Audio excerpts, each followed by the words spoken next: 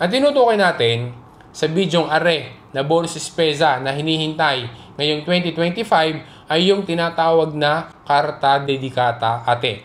Sa unang parte pa lang, sa umpisa pa lang ng video na are ay lilinawin na agad natin. I-establish na agad natin na ang bonus spesa na pag-uusapan natin sa video na are, yan ay ipinamimigay sa buong Italia. So, hindi lang para sa mga taga Milano, sa mga taga Roma, o sa ibang mga probinsya din sa Italia, kundi buong Italia ay ipinamimigay ang bonus spesa na pag-uusapan natin sa video na are. Ang bonus spesa din na are ay hindi na kailangan pang applyan dahil si IMSS na at ang Comune di Residenza, sila ang pumipili ng mga beneficiaries.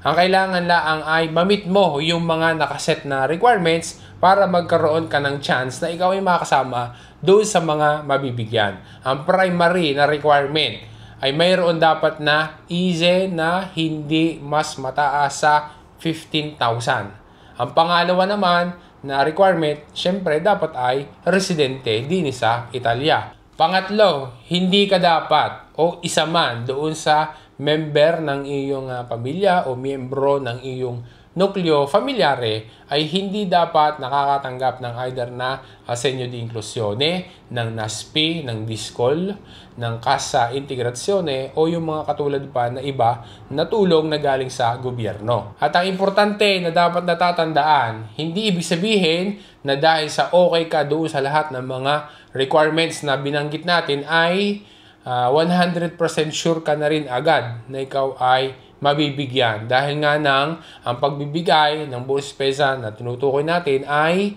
mayroong priority na sinusunod. Ang priority na mabigyan ay yung mga pamilya na mayroong at least 3 members doon sa kanilang pamilya.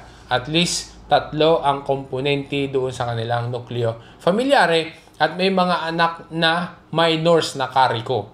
Pagka mas madami ang mga anak na kasama doon sa pamilya, mas malaki ang chance na mabigyan. Pero, base na rin sa experience ng madami, kahit din may mga anak na minors pa, purtropo ay hindi pa rin sigurado, hindi pa rin 100% sure na nabibigyan dahil nga ng limited laang ang beneficiaries na maaaring makatanggap ng bonus spesa na ito. Maigi na lagi kang mag-check. Halimbawa, may sulat na dumating, i-check mo, baka galing yun sa komune o kaya komunikasyone na galing sa komune kasi baka ikaw pala ay kasama na doon sa mabibigyan. If ever day na nabigyan ka ng karta, lalo na last year, konsilyabile na wag itapon yung karta, itago. If ever day na mayroong inquiries regarding doon sa Carta Dedicata Ate, maaaring magtanong sa posta o sa Comune di Residenza. Halimbawa, may problema sa PIN, yung mga ganung bagay, pwede magtanong sa kanila. Ulitin lang natin na ang Carta Dedicata Ate o bonus spesa ay no need applyan. Ang Carta Dedicata Ate ay hindi na kailangang applyan pa at automatic ng si IMSS at ang Comune di Residenza mo, sila ang pumipili ng mga beneficiaries. Okay, Raga, maasa ako na rin malinaw sa iyo at nakatulong sa iyo ang info na pinag-usapan natin sa video ng are. Maraming salamat sa panonood mo at saka sa suporta mo. Sana ma-share mo rin sa iba para maging updated din sila. This is Chad, and always remember, Chad will guide. Grazie, Raga. Alla prossima!